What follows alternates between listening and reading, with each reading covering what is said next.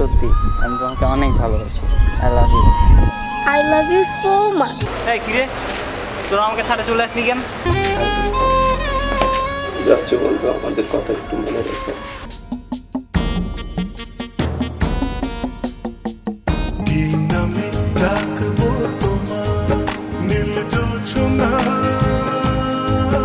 ও রুনা, ওনাকে তো চিনলাম না। তোমার চোখের পাতা না চেনা। ওমা আপনি যে কি বলেন, আমি হাজি বংশের মেয়ে।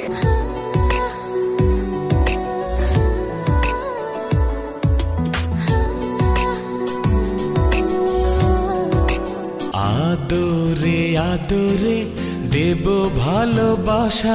ইচ্ছা করছে